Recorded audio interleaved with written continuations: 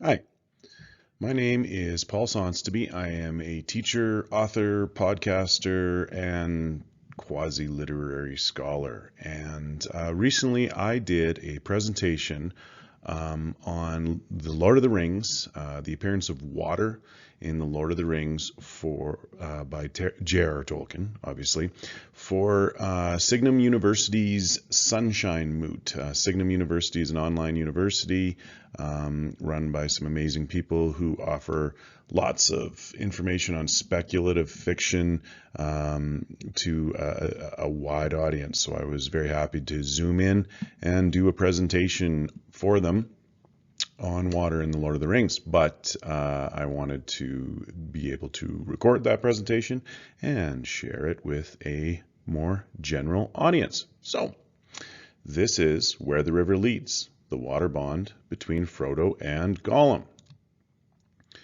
So we're going to start off with some terms first. And first and foremost, I need you to understand the terms limbo, liminal, liminality, and the noun form a liminoid. These are all parts of the liminal stage.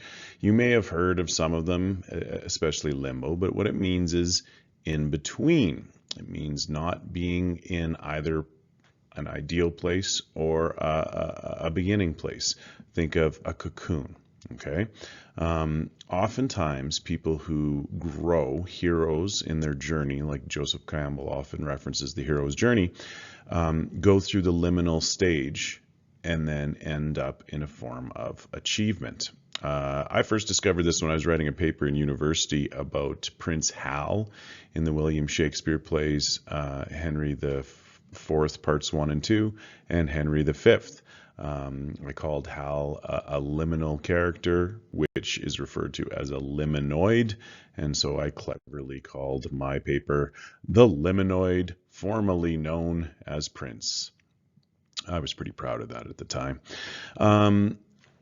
So what we're going to be talking about is water. Now, water itself is a liminal state. Water is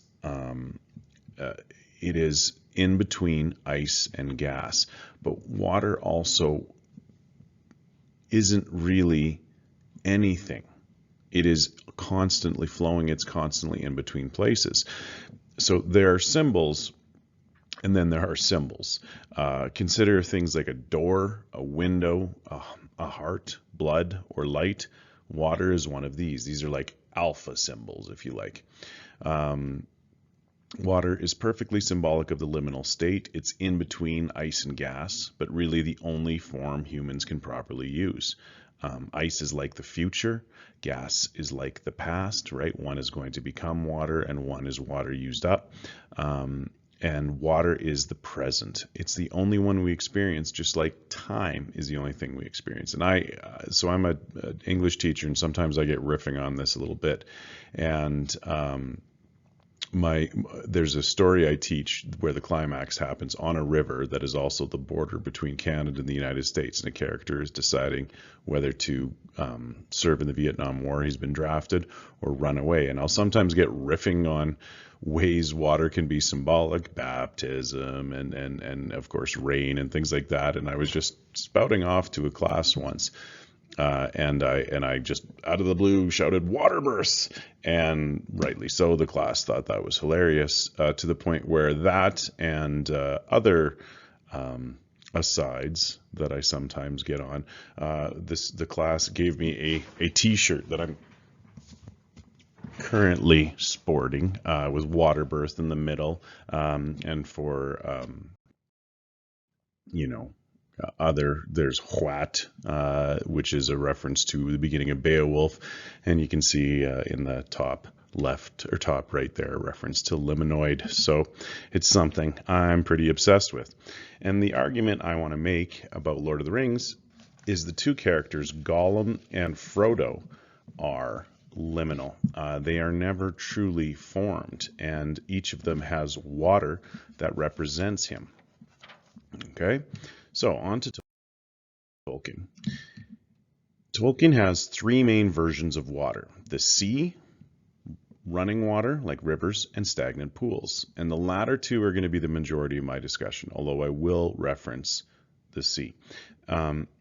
It's not to ignore the power of the sea with a capital S in the legendarium, but if, as I attest, we can associate clean running water to Frodo especially, and all things good and even heavenly, then we can associate Gollum to deep, stagnant pools of unmoving water.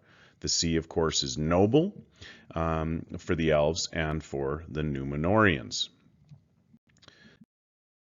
The sea is majestic and dangerous, both beautiful and terrifying, and overall linked to Tolkien's depiction of the feminine, which is why one of the horror similes Galadriel uses to say what she'd be like as Lady of the Ring is fair as the sea, all shall love me and despair. This also relates to the sea longing that the elves constantly feel. If you read some of the greater legendarium of J.R.R. Tolkien, such as the Silmarillion, you'll learn about the Valar. So those are the chief gods, and especially the character of Ulmo, who's like a Poseidon figure, but an altruistic one. He's always helping the heroes. He's a good character. So water has a long-standing source of godliness and holiness in Middle-earth. Tolkien's own fear and fascination with the sea was expressed in a dream he had multiple times. He gives the character Faramir this dream, but in 1964, in a letter to Christopher Brotherton, he expressed it. The legend or myth or dim memory of some ancient history has always troubled me. In sleep, I had the dreadful dream of the ineluctable wave, either coming out of the quiet sea or coming towering over the green inlands. It still occurs occasionally, though now exercised by writing about it. It always ends by surrender, and I wake up gasping out of deep water. And of course, this he used with the fall of Númenor in the Silmarillion. The for those of you who are more knowledgeable of film versions of these, the Rings of Power TV show is eventually going to get there. It's his Atlantis myth. Spoiler alert, I'm sorry, but the Númenor is sunk by a great wave, punishment from the gods. Of course, Tolkien being a good Catholic, the Noah's Ark story would appeal to him. Speaking of Tolkien's Tolkien's fate, he was a good Catholic, and baptism is a Catholic rite, of course, and rites of passage are what change people. They are liminal states. The washing and bathing of feet that I'm going to be talking about at certain points across Lord of the Rings calls to mind how Christ bathes the feet of his apostles at the Last Supper. And it cannot go without note that Tolkien read the first drafts of the Lord of the Rings to his friends, the Inklings, in Oxford University at their favorite watering hole. Okay, there's a little picture of me. I'm blocked by my video now, but standing in front of the Eagle and Child, which was colloquially called the Bird and Baby, in Oxford.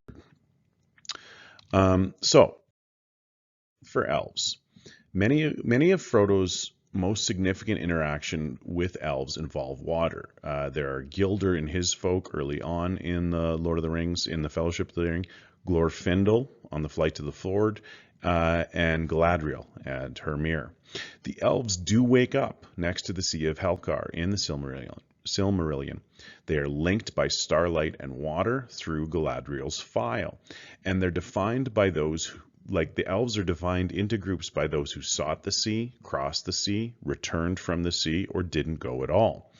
Galadriel pours water and then breathes upon it, and her ultimate victory is that she will go into the west, remain Galadriel, so she'll seek the sea. Oh, I should point out, there's fancy transitions between all of my slides because, of course, I'm talking about transitional status being liminal, so I couldn't help myself. I'm not a PowerPoint guru, but I do like me some transitions.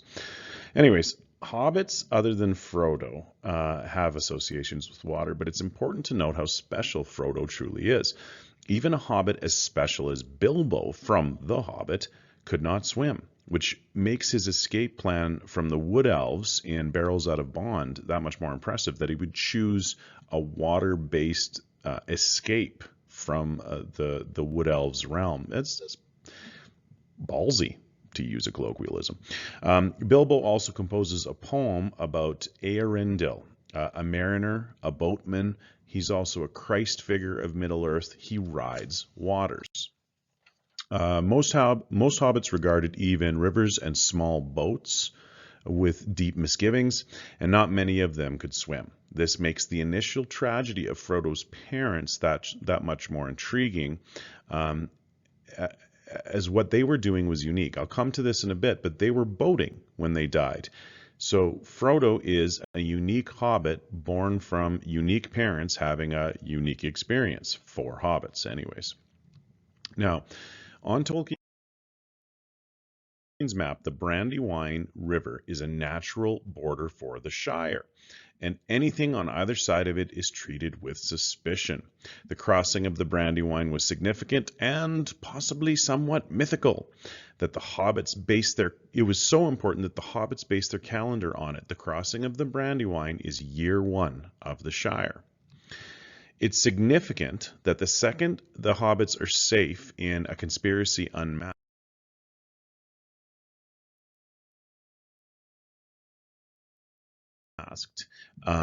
they again seek clean water, in this case, a bath, for which Bilbo has a 4-stanza song.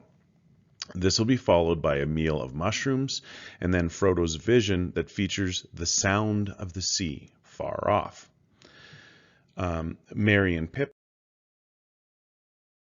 drink the Ent draught, a water favored by trees, and it turns out that it's a liminal water because they had drunk from the Ent wash near the borders of the forest. So a border is a liminal place, and it makes them tall, almost too tall for hobbits. They come in between hobbits and humans.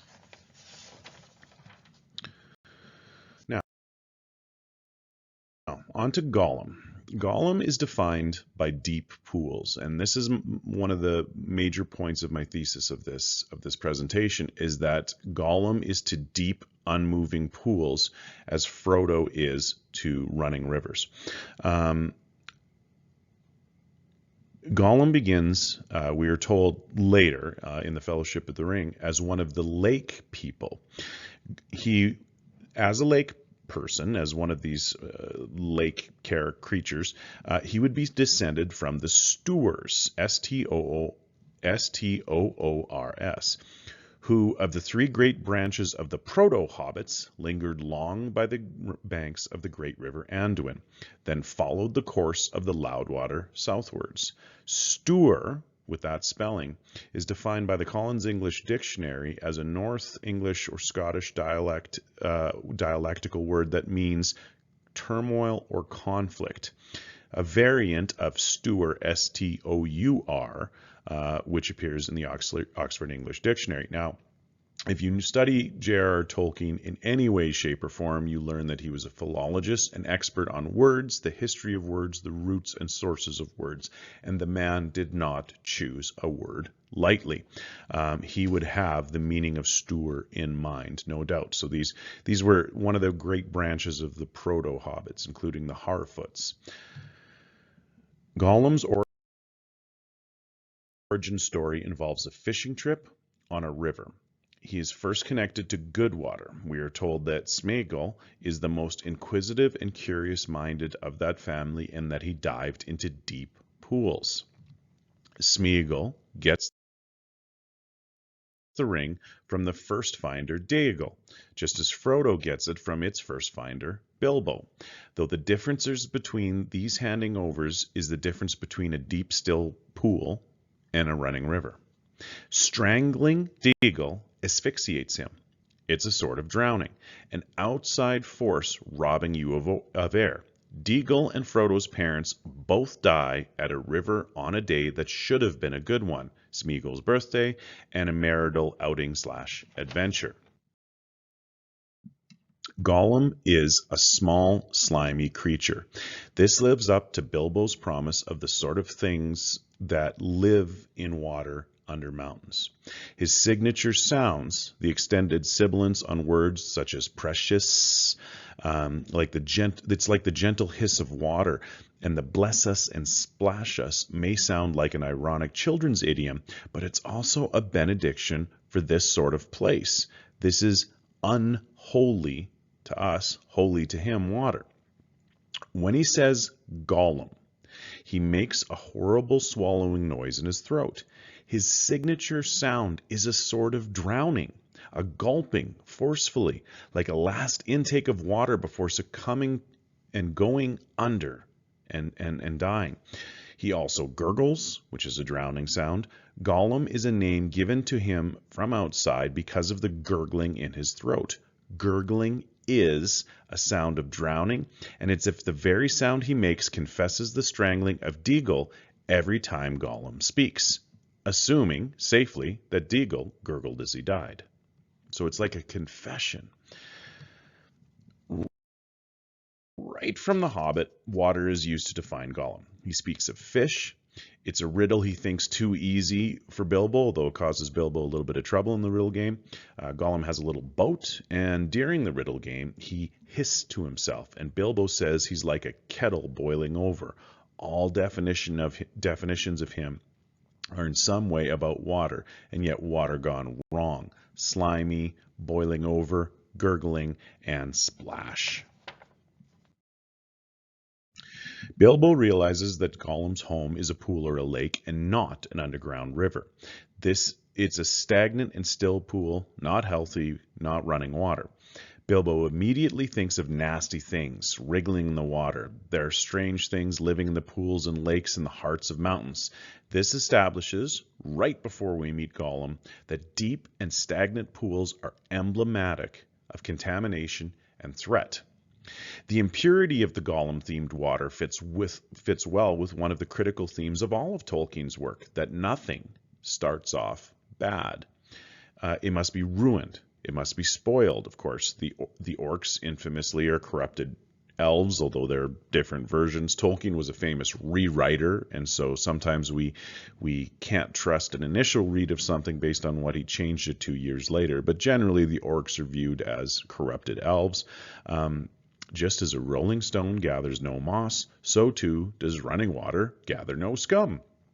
In a shortcut to mushrooms, Pippin notes with concern that the country is rough round here, and there are bogs and all kinds of difficulties down in the marish. Hobbits, just not these ones, are suspicious of good water, but all hobbits, understandably, are especially mistrusting of stagnant water. As well, swamps are generally places that breed contagion and insects. Sam's knickerbockers are the product of an area that is damp, cold, and uncomfortable. A spot ideal for Gollum is, of course, torture for the most hobbit of hobbits, Sam. And where does Aragorn find Gollum? Lurking by a stagnant mere, peering in the water, of course. At the Council of Elrond, there's significant detailing of Gollum and Mirkwood, and we need to remember the condition of most of the water in The Hobbit that Thorin's company encounters in Mirkwood. From the black water Beorn warns them against to the treacherous river that the Heart knocks Bombur into, causing Bombur to lose his memory. Gandalf describes Saruman's robe, Saruman, the traitorous Saruman by this point. Gandalf describes his robes, which had seemed white, but if they moved, they shimmered and changed hue, so that the eye was bewildered, calling to mind what it looks like when oil or grease or some other industrial contaminant sits on still water. This is important because Saruman represents the corruption of industry in a natural world, along with many things, but that's one of his major features. In Journey in the dark, Gandalf is suspicious of the Cyrano because what has happened to the water I cannot guess. It used to be swift and noisy. Gandalf's worry is precisely because it was once running water and now is not. It has gone from Frodo water to Gollum water. It used to even have waterfalls. It is still now because it has been dammed, and I intend that to be taken as a pun. Damned water and made unholy.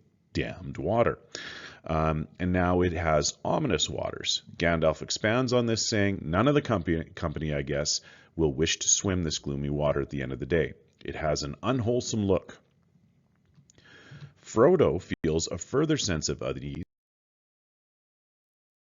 but doesn't know why. I am afraid of the pool. Don't disturb it. He and Gandalf's worries are justified in the threat of a creature that, of course, occupies still, stagnant, damned waters. Damned with both meanings again. The ripples of the water grew and came closer. Some were already lapping on the shore, and then out of the water a long, sinuous tentacle had crawled. It was pale green and luminous and wet. Luminous, wet, sinuous, crawling. These are all words associated with Gollum. They are attacked by a denizen of still water. Once in Moria, Gandalf tells him that the water is still and should not be touched. Water in caves or in deeply enclosed forests like Mirkwood in the Old Forest is always bad. The attack at the gate from the Watcher in the Water and the warning against the water inside Moria foreshadow our first introduction of Gollum. We first see him in Lord of the Rings from afar in the Mines of Moria. It's all his type of water that they're being warned against, after all. Now, of course, the threat of Moria is delving too greedily and too deep. Deep is a Gollum word. The threat in Moria is a Balrog, a fire demon. This is the opposite of water. This doesn't hold up well to much scrutiny, and it's a mistake to see this as an elemental battle of water versus fire, because that's first an oversimplification of the narrative. And of course, Gandalf, at least retroactively in Tolkien's later writings, has the ring of fire. So it's kind of fire versus fire, good fire versus bad fire. But what's fascinating is the Balrog, like the fire drake Smaug in The Hobbit, has his fires quenched. But unlike Smaug, he survives. He even comes out of the liminal water in a new form. Gandalf says that he and the Balrog plunged into the deep water. His fire was quenched, but now he was a thing of slime, stronger than a strangling snake. The Balrog becomes a Gollum-like threat, come anew from Gollum's waters. And the simile Gandalf uses, the strangling, ties the Balrog to Gollum, who is a strangler. Of course, after this battle, Gandalf transitions from one form to another state himself, after a time in the liminal death, not death, before the Valar send him back to finish his job, and Gandalf 2.0 helps save the world. Odin metaphor, Christ metaphor, you know it. The Dead Marshes are a Gollum place and an early place for him to show leadership to Frodo. They have wet, stagnant meres, gurgling mud. Sam, the anti-Gollum, because Frodo is the liminal between them, calls it a cursed place. Its waters are noisome as a cesspool. There is sitting water, stagnant water, water ruined by unburied corpses. This is not a proper, hallowed burial, and a cursed place would, of course, have sitting water. In Chapter 6 of The Two Towers, The Forbidden Pool,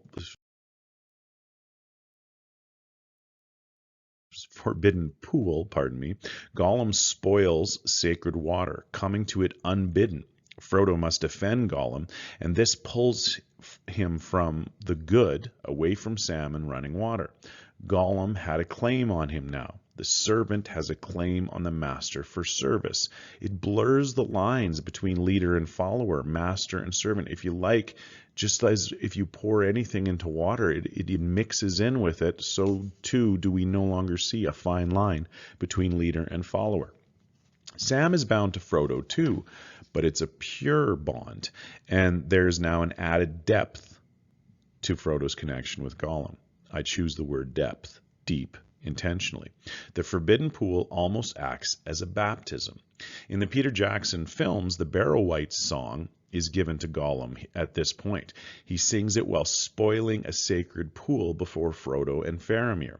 It ends with, "Till the Dark Lord lifts his hand over dead sea and withered land."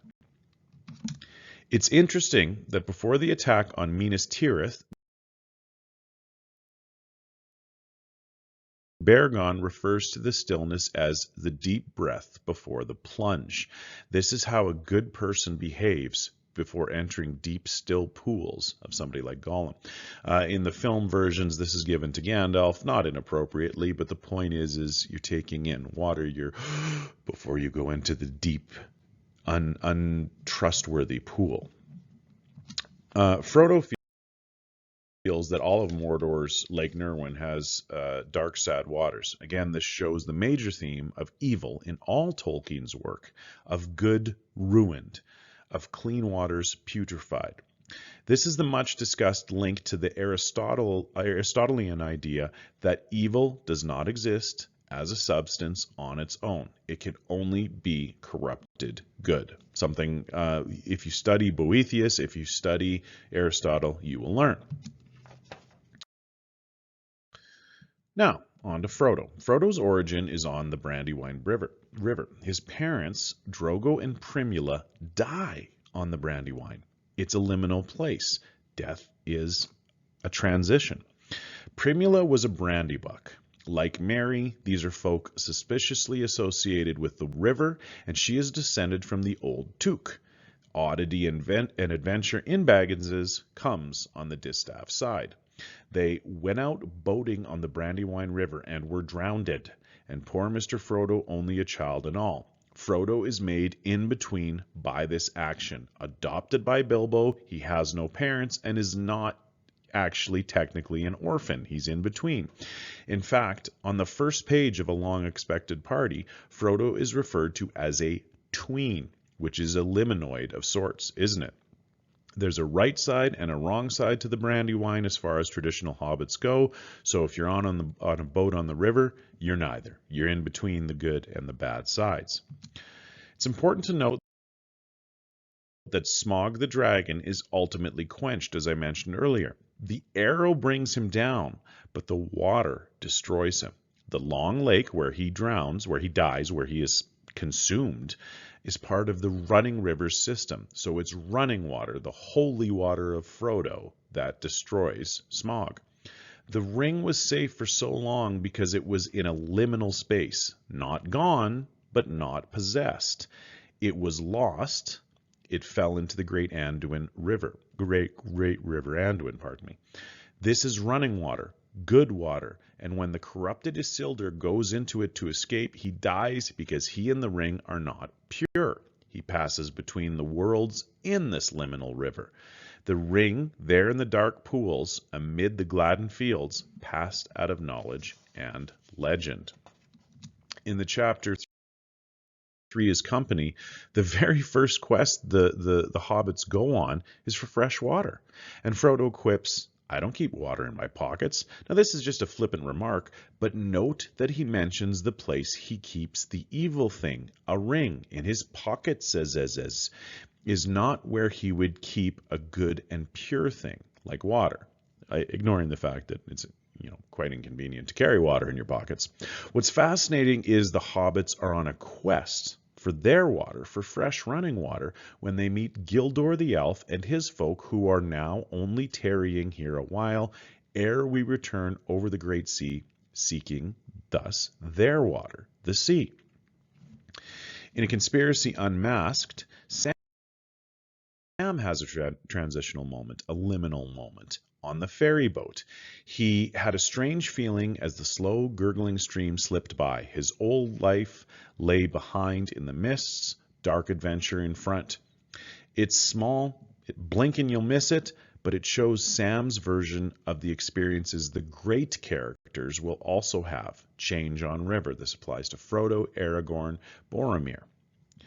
Now, the ring wraith are briefly foiled by a crossing of the river, crossing of running water. Of course, it must be noted, and has been, that by people smarter than me, that this connects the ring wraiths to vampires. Okay, vampires traditionally cannot cross running water. Dracula is able to make it to London on a technicality because he takes his home earth with him in coffins. Evil things are often stopped by pure running water. When he's in the oppressive heat of the Old Forest, Frodo and the others encounter another river, the Withywindle. But when the willow in the forest first press in on him, Frodo instinctively felt a compelling desire for cool water. Why? To bathe his feet. When they're in Lothlorien, Haldir mentions a party of orcs crossing the Nimrodel, saying, "Curse their foul feet in its clean water." This calls to mind Frodo's frequent need to put his feet in cool water when threatened. Then, later, the trees are thrusting their twisted, thirsty roots into the soil for water, something Tom Bombadil commands Old Man Willow to do.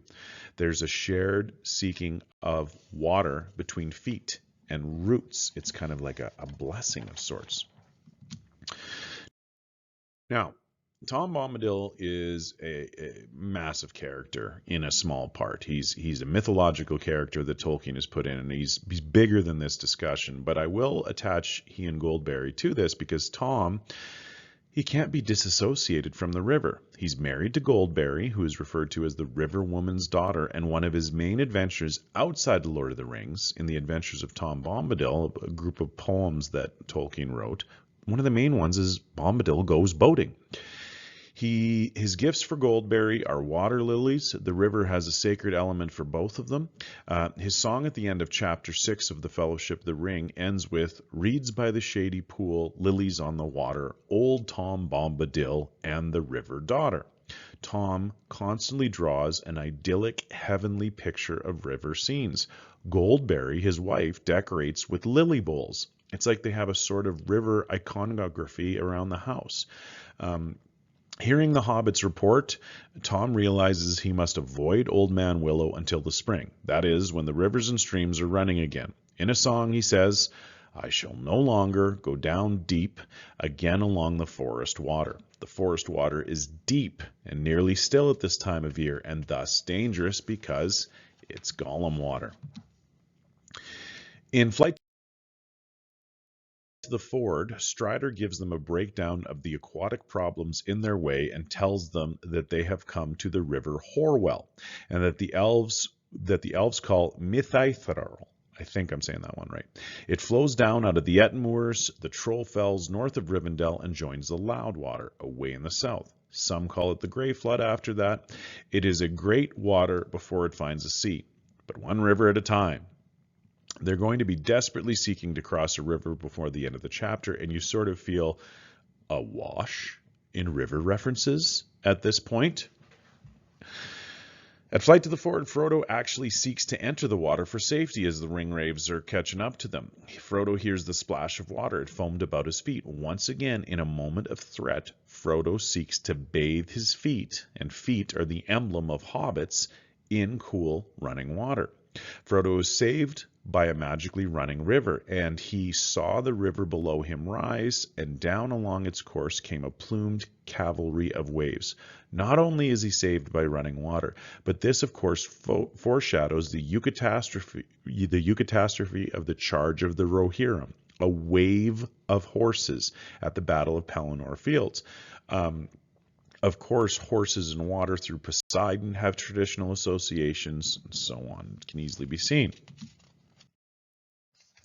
Frodo wakes up, this is in Rivendell, he wakes up listening to the sound of a waterfall and learns that Elrond sent the river to attack, but that Gandalf added a few touches of his own. Saruman claims that the ring fell into the Anduin and passed on to the sea. He plays on the trust in the safety of the purity of running water when he tries to trick everybody. The destruction of the ring is ultimately going to be in a lake of fire. That's the decision made at the council. Now, as the company approaches Lothlorien, it's to a soundtrack of the glistening, gurgling, bubbling Silverlode. Lothlorien's heavenly safety is introduced into the sounds of running water, just as Rivendell was. Then there's the Nimrodel. Of this stream, the Sylvan Elves made many songs long ago, and still we sing them in the north, remembering the rainbow on its falls and the golden flowers that floated in its foam. This river has a voice. As they leave Nimrodel, Legolas, who, remember, is from Mirkwood, and thus he's familiar with suspicious and untrustworthy waters, growing up in a forest like that, he says, "Farewell, sweet Nimrodel," and Frodo says it too. Frodo laments that he would never hear again a running water so beautiful forever, blending its innumerable notes in an endless, changeful music. So this continues the constant motif of water associated with music, especially in Lothlorien. Music is often holy in Tolkien. The world is created by the gods singing in the Silmarillion in the Ainulindale. Luthien does battle with Morgoth through song, and Sam will later confirm this when he says that Lothlorien is as if I was inside a song, if you take my meaning. He and Frodo will discuss the heavenly liminality of Lothlorien, say that 6 times fast, later.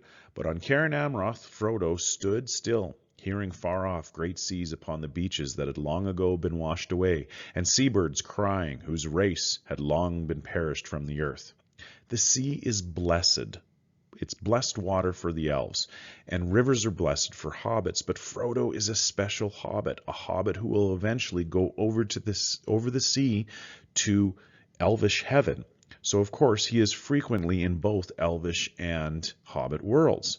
Later, Frodo and Sam discuss the timelessness of Lothlorien, Frodo bringing in the water element. It was not until Silverlode bore us back to Anduin that we return to the time that flows through mortal lands to the great sea. Water reactivates the flow of time, which moves like a river. Celeborn suggests that they use boats, especially because of Legolas's knowledge of the forest river, so they are passing between worlds. It's like a life or death water task. And if Lothlorien is a sort of heaven, it's fitting that Galadriel's farewell is upon the river, the place between worlds. Galadriel and Celeborn's boat is a swan of great size, wrought and carved with elven skill in the likeness of a bird.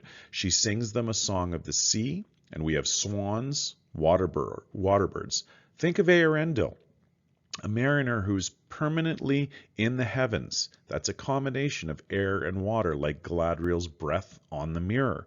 And his wife, Elwing, who throws herself into the sea and becomes a seabird. She transforms, she sublimates, she goes through a liminal stage in water, becoming a bird, something for the air, but a seabird, something for the water.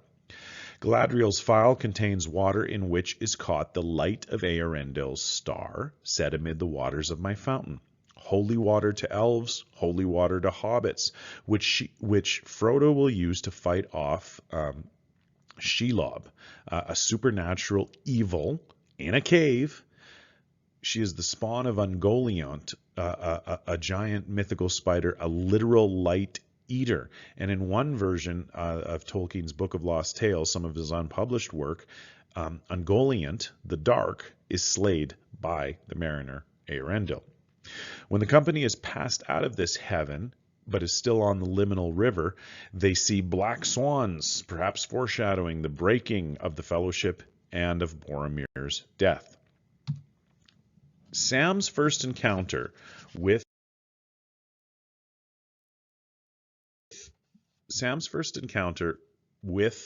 Gollum is on the river. I saw a log with eyes, 2 pale sorts of points, shiny like it had paddle feet. Sam is the liminoid at points on this river, and it is the transition between quests, parties, books 2 and 3.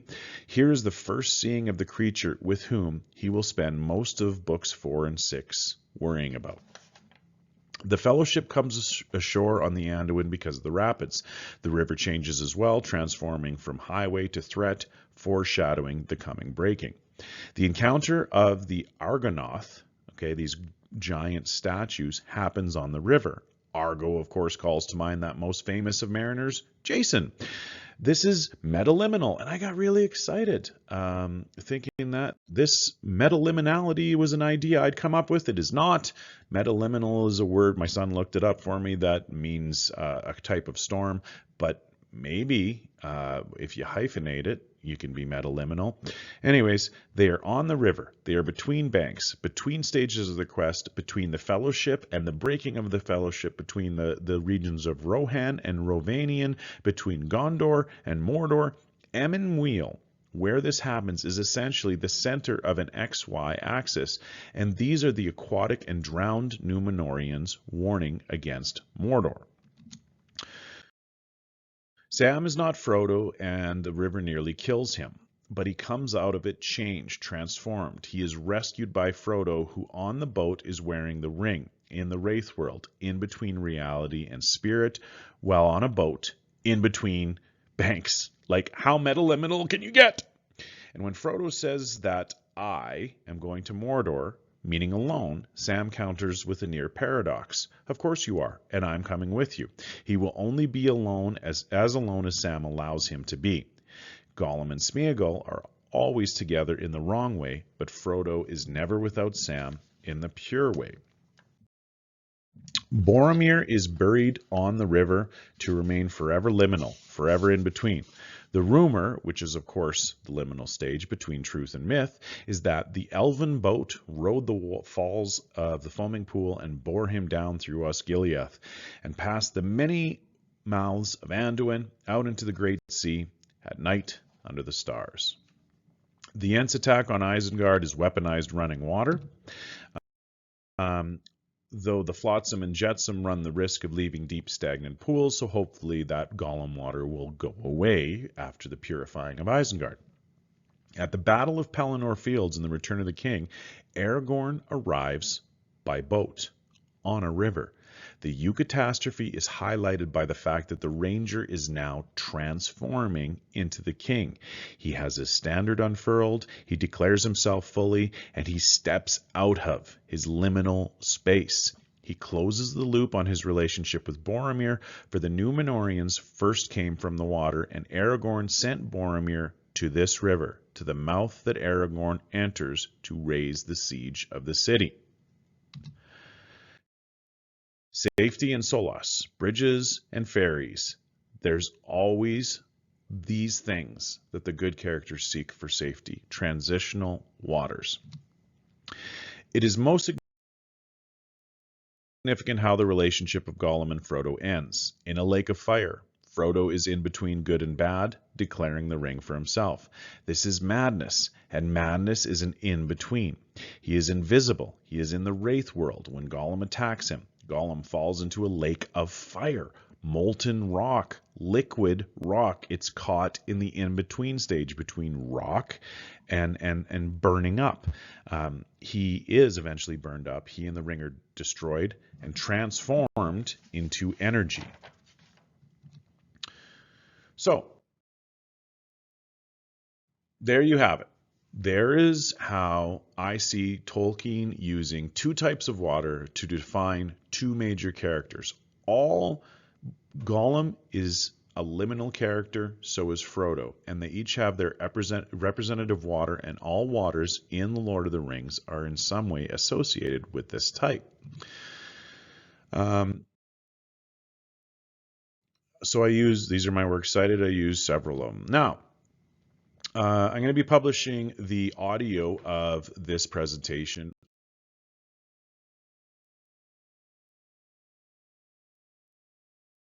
on my podcast, which is called Structured Rambling. It's a podcast about ideas from literature and about literature. As I say, you can find it on all the major podcast providers, Spotify, Apple, Amazon, and so on. There are lots of things about Middle Earth, but there's lots of things about Vikings, movies, Shakespeare, comic books, anything you like. So feel free to check it out. Anyways, thank you for watching this video, and I hope it was worth it and you learned something. Have a great day.